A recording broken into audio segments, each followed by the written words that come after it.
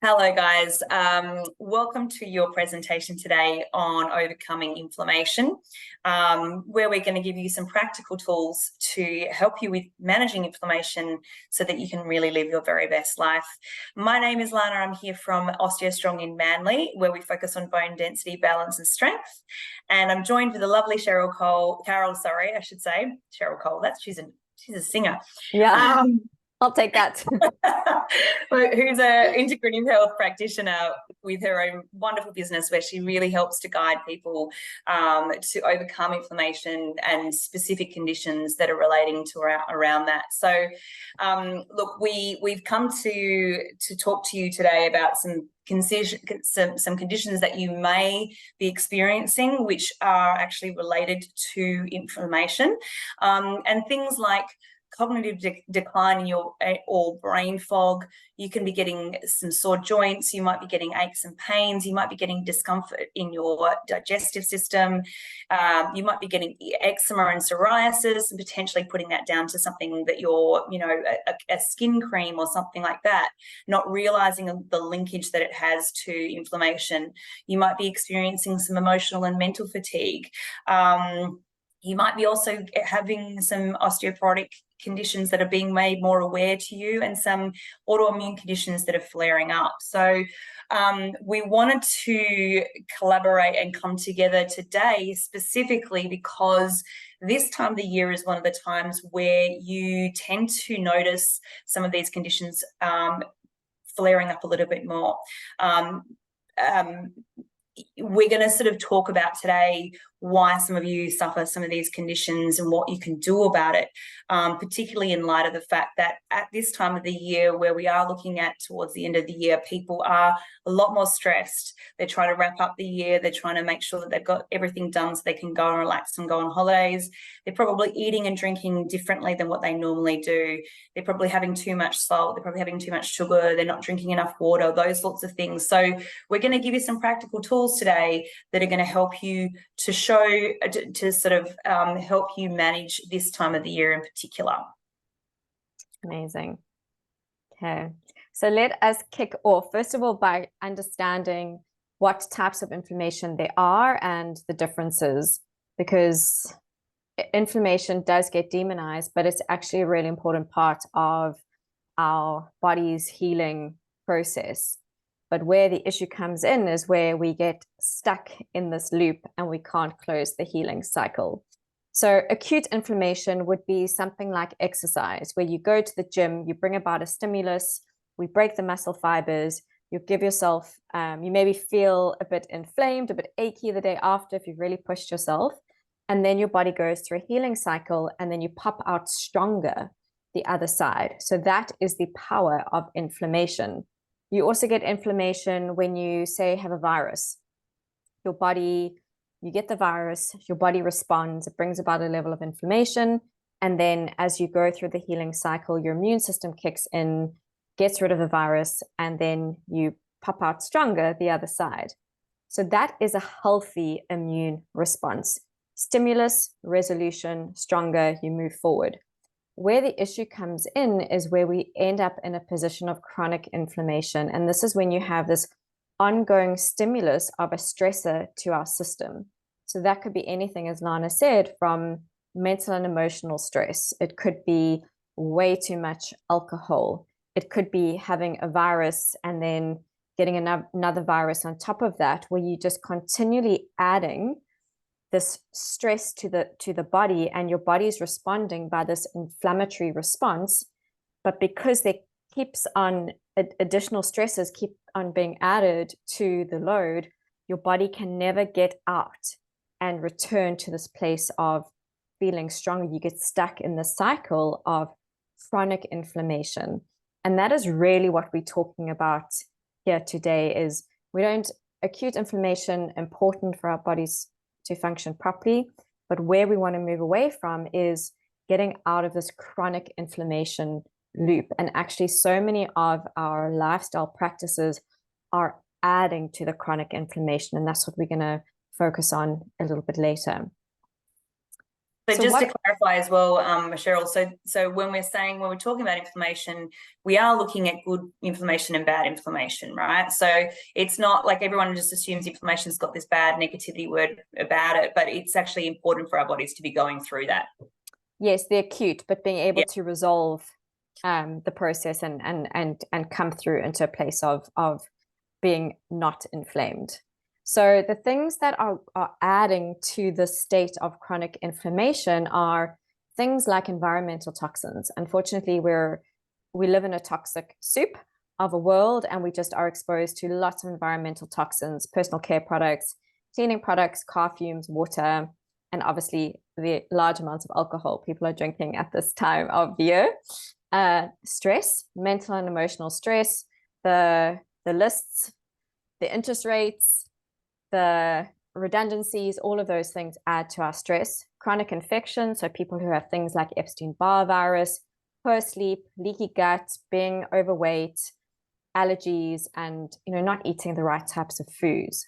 So these are all things that add to the levels of inflammation in our system. And these are the things that, if we focus on intentionally, we can bring about or reduce the levels of inflammation in our bodies.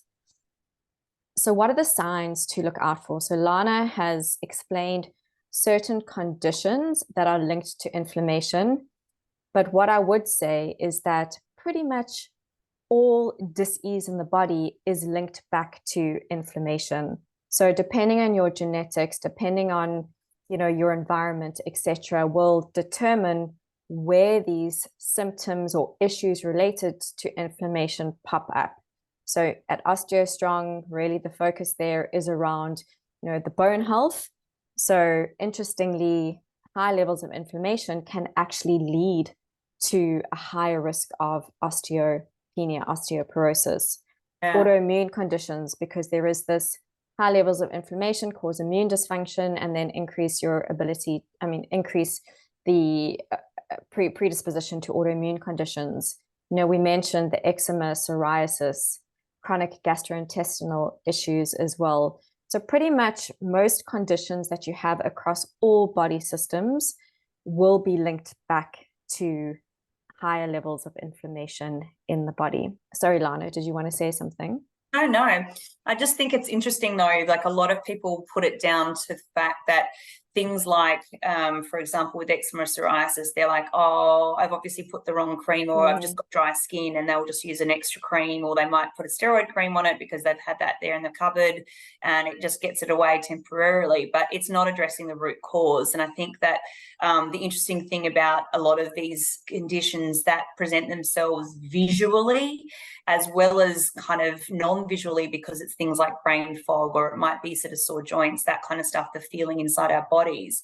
We don't always get to the root cause. We sort of do a band-aid treatment and then we just experience the kind of the tenfold effect down the track. So I think what's interesting is that what you're saying, and what I think that we're trying to give people to the tools to do with today, is actually consider that it could be a deeper cause.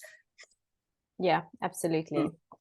So what does that mean from a lifestyle perspective, what you can actually do about it? What is an anti-inflammatory lifestyle? So it's really about going back to the basics. Anti-inflammatory nutrition is moving away from what's shown in image A, which is all the processed food, high sugar food, high alcohol, all the convenience foods that we end up turning to at this time of year because we've got so much on and we are tired. But actually these constant, it's like the 80-20 rule. If you veer off track 20% of the time, it's not going to be a train smash unless you're in a chronic health state. But, just fueling your body with whole foods, good quality protein, fats, whole food carbohydrates is really what is going to support your body to bring down those systemic levels of inflammation. Everything links back to the gut. So really focusing on supporting your gut health through diversity of plant foods, reducing your stress. Perhaps you do need to supplement with something like a probiotic, some collagen to support the intestinal lining and not being leaky. With leaky gut, which we can have a whole separate conversation on, is is a real driver to inflammation. So really just supporting that gut health. Sleep, we need to sleep enough. And I know even in my family, we've had so much on that is actually, even with the kids, you can see them, they just start, falling apart. And that's what happens to us as well. We really need that rest and repair process to happen overnight to be able to bring down the levels of inflammation. Daily detoxification practices to support all our detox organs is really what will help our body eliminate all the toxins that we're exposed to, even if you are somebody who lives a low tox or non-tox life. Daily routines just to bring down those levels of stress through breathing, movement, so important, but not moving in a way that is obsessive or drives up inflammation. It's trying to find the right level of movement for you in your current phase of life, age, etc. Emotional health, because if we know that mental and emotional stress drives up inflammation, learning how to work through your emotions in a very healthy way is essential when it comes to inflammation. I love the saying, rumination drives inflammation. It's true. If we're stuck in this loop of negative thought processes, stuck on like being in a very low vibe emotional state, it's just going to drive up inflammation. And that also links into the mindset piece. Really, if we have a mindset that is one that's always in the lack, critical, etc., that's going to also drive up the levels of inflammation. So it's really a whole system approach, body mind approach for reducing inflammation. Yeah, I mean, we've got at OsteoStrong, I mean, there is a little point there about the regenerative tools that we offer for our members. I'm more than happy to talk to people about this at a separate time, but we do offer a lot of tools that help control inflammation as well, that are part of the memberships that we offer. Things like PEMF mats, which are the pulsed electromagnetic field mats. We've got the near and far infrared therapies.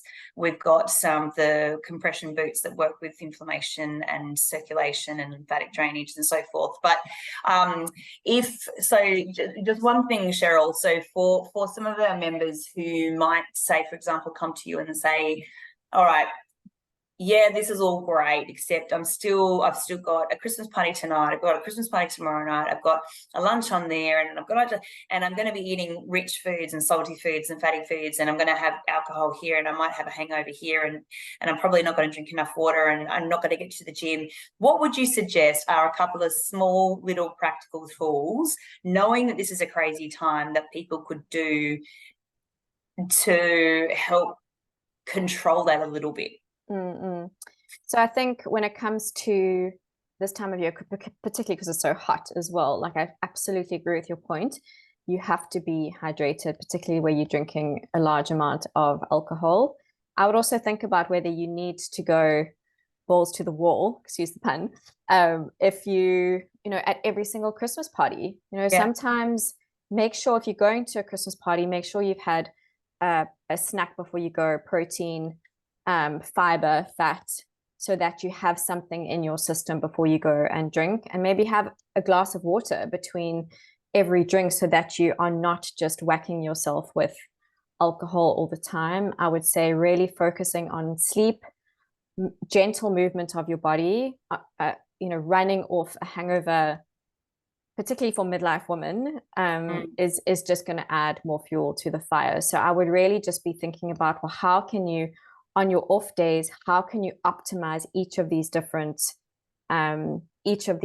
pillars so that 80% of the time you are nourishing your body well, sleeping when you can, leaning into, maybe doing, a 10-minute meditation or non-sleep deep rest, if you can, in an afternoon, to help you catch up or allow your body to recover when you are completely deprived of sleep. Getting enough sunshine. We are lucky enough to live close to the ocean. Dip yourself in the ocean, ground, anything that's going to bring that level of balance back to your body. And the other thing, just to say, I don't want to sound like a Debbie Downer, but everything's your choice. So if you make a choice to go and have a great time, don't beat yourself up about it.